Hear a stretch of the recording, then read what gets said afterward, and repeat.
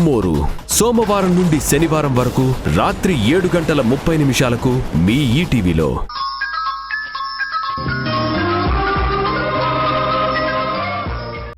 ఇంకోసారి నా భార్య గురించి మీరు ఉచిత సలహాలు ఏమి ఇవ్వకండి. ఉచిత సలహాలు కాదురా, నిజం చెప్తుంటే అర్థం చేసుకోవే.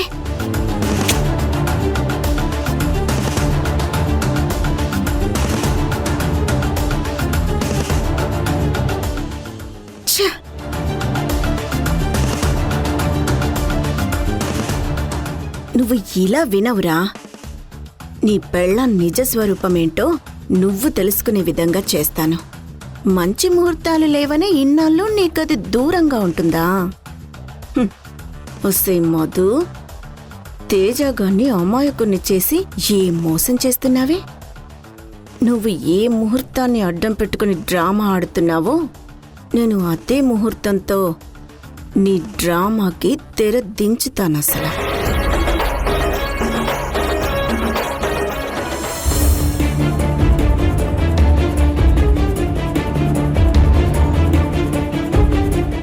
మీరు మాత్రం భార్య పిల్లలు కుటుంబంతో సంతోషంగా ఉండండి. మేం కదా కష్టపడుతుంది. యష్, వీళ్ళు నిజమైన వాళ్ళు కాదు, ఫేక్ వాళ్ళు.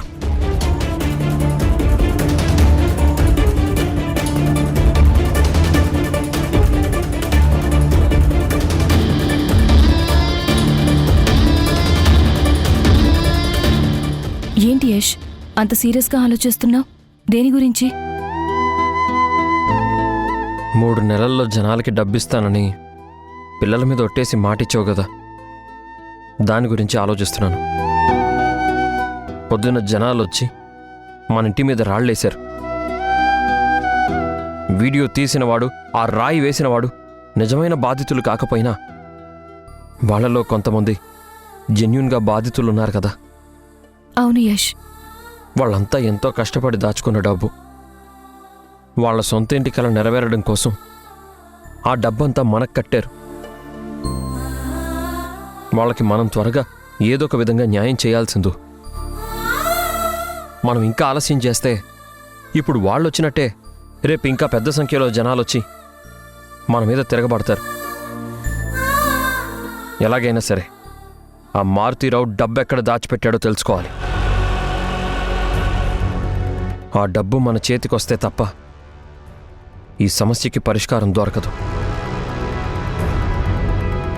ఆ మారుతీరావు దగ్గర నుంచి ఆ డబ్బు ఎలా బయటికి తీసుకురావాలి, ఎలా ఆ దుష్టత్రయానికి చెక్ పెట్టాలో ఏం తెలియట్లేదు సింధు.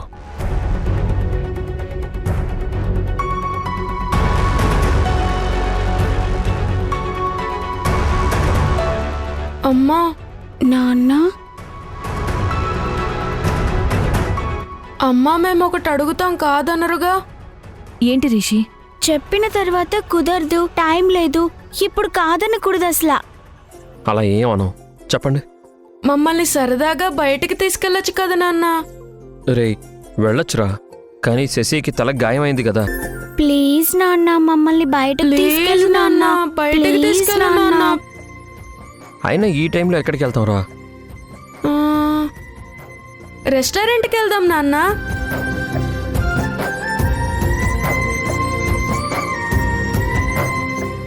అవును నాన్న, మనందరం కలిసి రెస్టారెంట్కి వెళ్ళి చాలా కాలమైంది. సరే నాన్న, వెళ్దాం. మీ సంతోషమే మా సంతోషం. థ్యాంక్ యూ నాన్న, మా మంచి నాన్న. నాన్న ఓకే చెప్పారు కదా, మీరిద్దరూ వెళ్ళి త్వరగా ఫ్రెష్ అప్ అయ్యండి. అలాగే అమ్మా. శశి, ఏంటమ్మా? అక్కని కూడా రెడీ అవ్వమని చెప్పు. తనని కూడా మనతో పాటు తీసుకెళ్దాం. అలాగే అమ్మా. అక్క దగ్గరికి వెళ్ళి ఇప్పుడే చెప్తాం.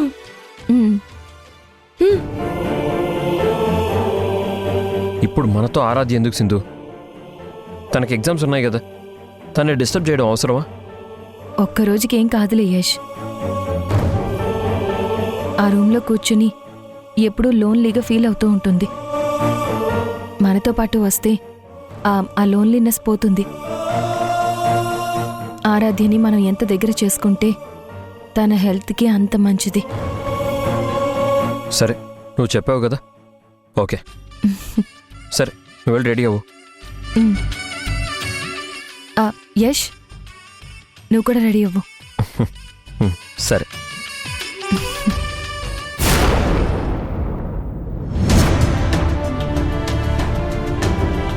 సార్, మీరెప్పుడు రిలీజ్ అయ్యి బయటకు వచ్చారు? ఇంతకు ముందే మధు. నీ కుక్క బొద్దు పోనిచ్చుకున్నావు కాదు. కూర్చో.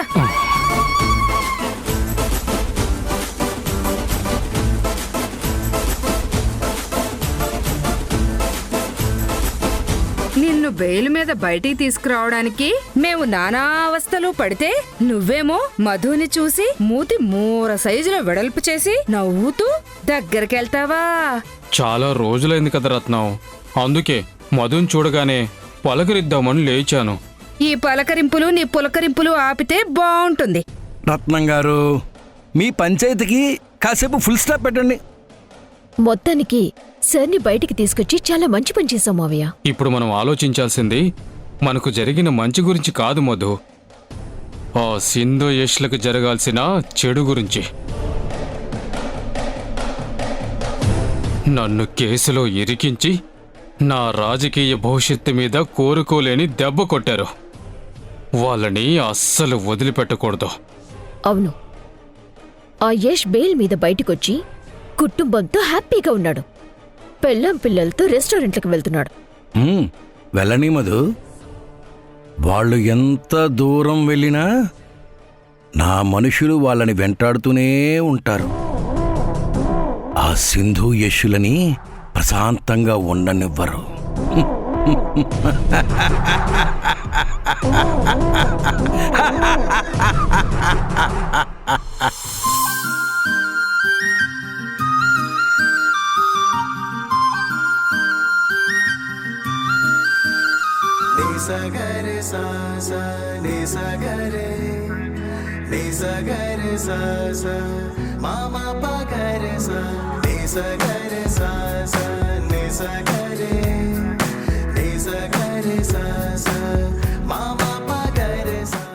ఏంటి యష్ అలా చూస్తున్నావు? ఈ శారీలో నువ్వు సూపర్గా ఉన్నావు సింధు. ఓ అవునా? కాకపోతే ఆ చీర కుచ్చిళ్ళే కాస్త సరి చేసి పెట్టుకుంటే బాగుంటుంది. ఓ అలాగా? కుచ్చిళ్ళు ఎలా సెట్ చేయాలో కాస్త చెప్పచ్చు కదా మరి. అది చెప్పడం కాదు, చేసి చూపిస్తాను. ఏ కన్నులు చూడని చిత్రమే చూస్తున్నది నేడు నా ప్రాణమే, ఒకటే క్షణమే చిగురించే ప్రేమనే స్వరం ఎదలో వనమై ఎదిగేటి నువ్వనే వరం. అందుకే ఈ నేల నవ్వి పూలు పూసలే, గాలులన్నీ నిన్ను తాకి గంధమాయలే, అందమైన యష్ చాలా చక్కగా పెట్టావు. అంతులేని సంబరాన ఊయలూపెలే. ఏ కన్నులు చూడని చిత్రమే చూస్తున్నది నేడు నా ప్రాణమే. ఇప్పుడు చూడు ఎంత అందంగా ఉన్నావు. ఒక్క మాటలో చెప్పాలంటే తెగ ముద్దొచ్చేస్తాం. అంత ముద్దొస్తే ముద్దు పెట్టచ్చు కదా. అవును కదా.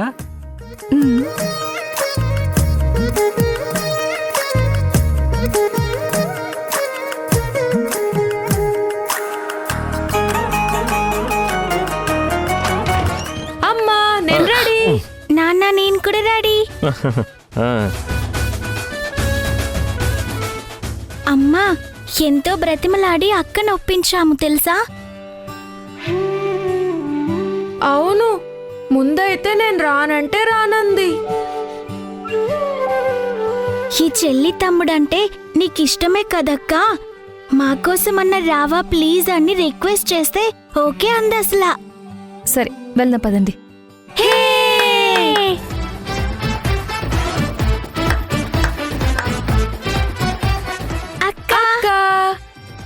పద. అయ్యో పద యష్, పిల్లలు ఉన్నారు. వెళ్ళిపోయారు. పద. పదక్కా. రా అక్క.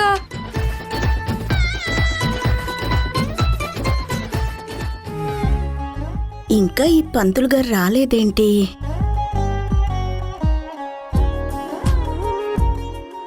నానమ్మా. అమ్మా మేము బయటికి వెళ్ళి వస్తాం. ఉమ్. చాలా సంతోషంగా ఉందిరా నాకు. పెళ్ళాం పిల్లలతో నువ్వు బయటికి వెళ్ళి ఎన్ని రోజులైందో అసలు.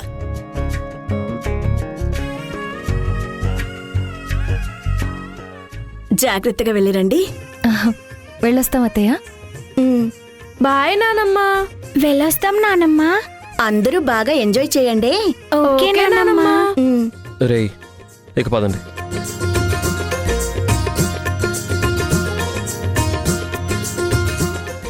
ఆరాధ్య వెళ్దాం పద.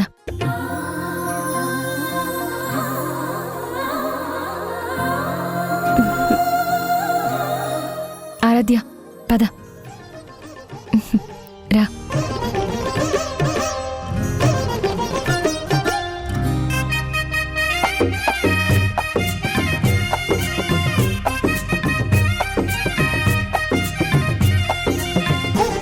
ఎంతసేపు? తొందరగా రండి, లేట్ అవుతుంది.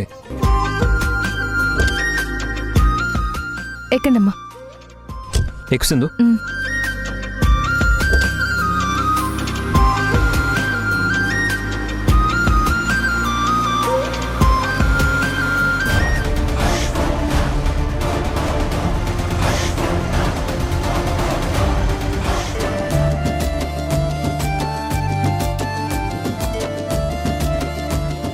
నమస్కారం దమయంతి గారు. నమస్కారం పంతులు గారు. మీకోసమే ఎదురు చూస్తున్నాను. రండి కూర్చోండి. ఉన్న పళంగా అర్జెంటుగా రమ్మని ఫోన్ చేశారు. ఎందుకమ్మా? 2-3 రోజుల్లో మంచి ముహూర్తం ఏదైనా ఉందేమో చూస్తారని. మంచి ముహూర్తమా? దేనికమ్మా? ఆ, మా పెద్ద కొడుకు పెద్ద కోడలి శోభనానికి.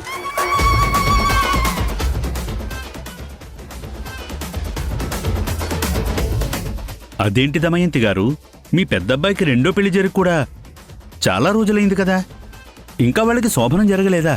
ఆ, ఏదో అప్పుడు తూతు మంత్రంగా జరిగిందిలేండి. అయినా జరిగిపోయిన శోభనానికి మళ్ళీ ముహూర్తం ఎందుకమ్మా? పంతులు గారు, నా పెద్ద కోడలు మాధు కాస్త డ్రామా ఆడుతుందిలేండి. దానికి చెక్ పెట్టడానికే ఈ తంతంతా.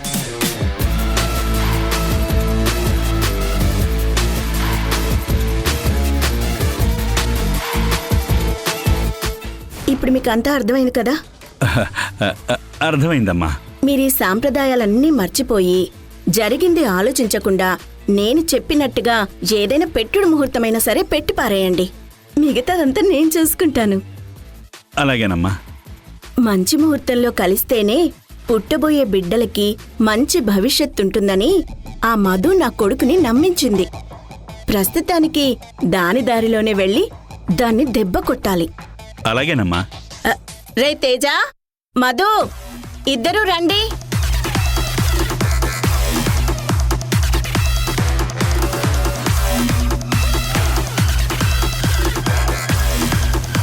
నువ్వొక్కడివే వచ్చావేంటి? మధు ఏది? మధు బయటికి వెళ్ళిందమ్మా. ఇదిగోరా, పంతులు గారు వచ్చారు. ఇప్పుడు పంతులు గారితో పనేంటమ్మా? మంచి ముహూర్తం లేదనే కదా నీ పెళ్ళం నీకు దగ్గర అవ్వటం లేదు. అవును. ఆ మంచి ముహూర్తం పెట్టించి నిన్ను మధుని మళ్ళీ ఒక్కడి చేద్దామనే పంతులు గారిని పిలిపించాను అసలు.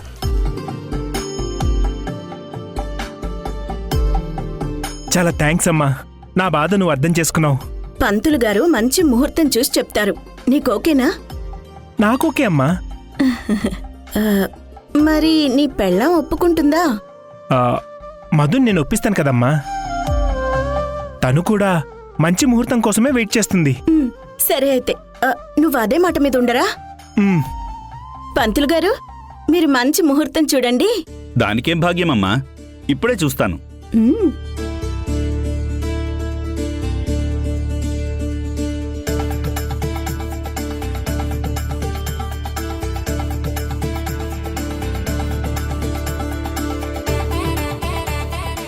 మధు, నిన్ను ఎలా ఇరికించాలో నాకు బాగా తెలిసే.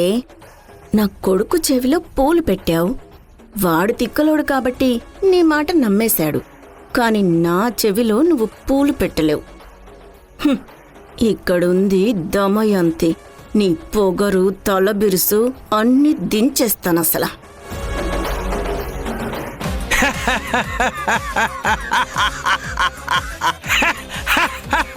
దేవా, మాయల పకిర్లా ఆ నవ్వేంటి?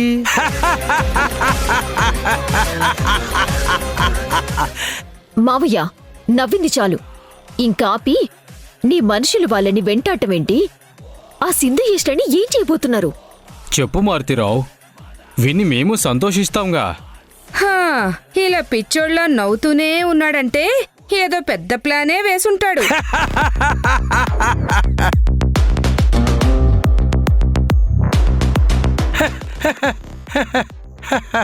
ఇదిగో మారుతిరావు, నువ్వు అలా నవ్వుతుంటే చికాకుతో వికారం పుడుతుంది.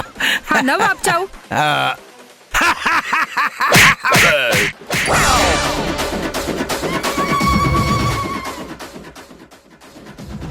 ఇదిగో పొలిటీషియనా, నిజంగానూ గ్రేట్ అయ్యా. నీ సహనానికి, నీ ఓపిక్కి నా జోహార్లు. ఇన్నేళ్ల బట్టి నీ భార్యని ఎలా భరిస్తున్నావయ్యా? ఏం చేస్తాం మారుతిరావు, ఏ జన్మలో నేను చేసుకున్న పాపమో అది నా పెళ్ళాం రూపంలో వచ్చింది. అబ్బో! ఏంటి, నేను పాపానికి ప్రతిరూపాన్నా? పాపం కాదు రత్నం, పొరపాటున అనేశాను. ఏ జన్మలో నేను చేసిన పుణ్యానికి ప్రతిఫలం నువ్వు. అది అలా చెప్పు. మావయ్య, ఇంతకీ నీ ప్లాన్ ఏంటి? నీ మనుషులు సింధు ఇష్టని ఏం చేయబోతున్నారు? ఇదిగో మధు, ఇలాంటి సీక్రెట్స్ అందరి ముందు ఓపెన్ చేయకూడదు. వైలెన్స్ ఎప్పుడు సైలెంట్గానే జరిగిపోవాలి. ఆ యష్గాడు ఎప్పుడైతే ఈ పొలిటీషియన్ని కేసులో ఇరికించి బెయిల్ మీద బయటికొచ్చాడో అప్పుడే నేను వాణ్ణి టార్గెట్ చేసి పెట్టాను. ఈరోజు నా మనుషులు వాణ్ణి అస్సలు వదిలిపెట్టరు. ప్లాన్ ఏ మిస్ అయినా సరే ప్లాన్ బి ఎట్టి పరిస్థితుల్లోనూ మిస్ అవ్వదు. పెళ్ళాం పిల్లలతో కలిసి రెస్టారెంట్కి వెళ్తున్నాడు కదా, ఎలానివ్వండి. వాణ్ణి నా మనుషులు ఫాలో చేస్తూనే ఉన్నారు.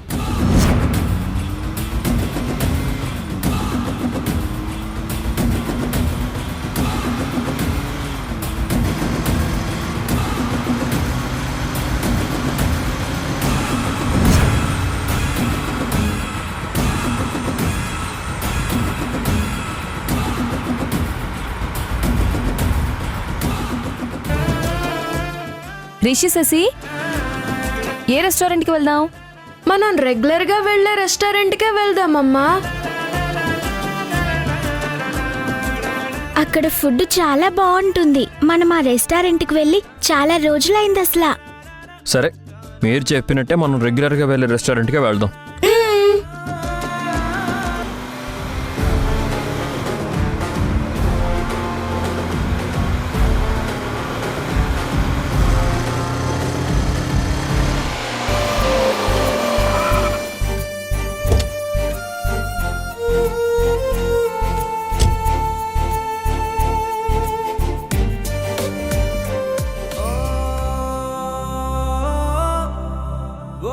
ఆరాధ్య, ఎందుకలా అన్ఈజీగా ఉన్నావు? కాస్త ఫ్రీగా ఉండమ్మా.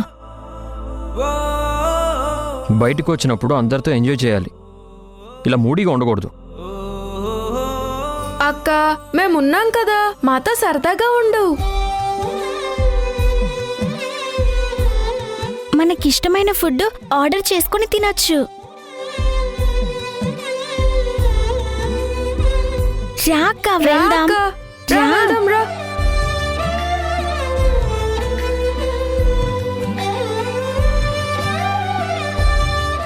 రండి సార్, కూర్చోండి.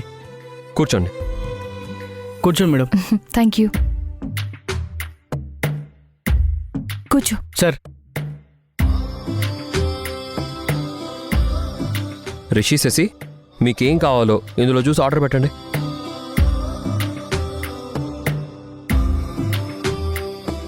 అక్క నువ్వేం తింటావు? ఆర్డర్ చెయ్యి. నాకేదైనా పర్వాలేదు, మీరే ఆర్డర్ చేయండి. సరే, మేము ఆర్డర్ చేసిందే మా అక్కకి కూడా తీసుకురా.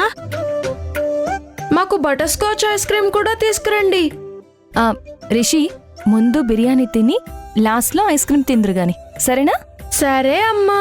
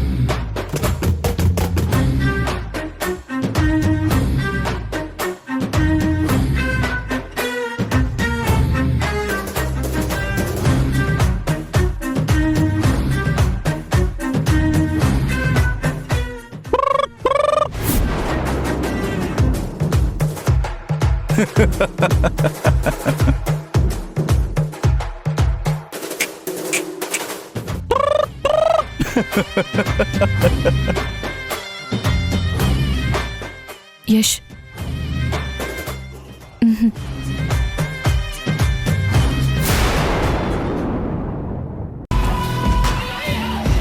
చిన్న పీసే ఇంత బాగుంటే టోటల్గా తింటే ఇంకెంత బాగుంటుందో. ఎందుకు యష్ వీళ్ళతో గొడవ పడుతున్నావు? పోనీలే కదా అని కామ్గా ఉంటే మరీ రెచ్చిపోతున్నారు యాదవులు. వీళ్ళని కొట్టడం అసలు తప్పే కాదు. యష్, యష్ ఆగు. ఏయ్! మమ్మల్ని కొడతావురా? ఇప్పుడే నీ మీద పోలీస్ కంప్లైంట్ ఇస్తాం. నీ మీద ఎవరు కేసు పెట్టినా కంప్లైంట్ చేసినా అది నీకే ప్రాబ్లం అవుతుంది. కోర్టులో ప్రొడ్యూస్ చేస్తే నీకు జీవిత ఖైదుగా శిక్ష పడే అవకాశం ఉంది.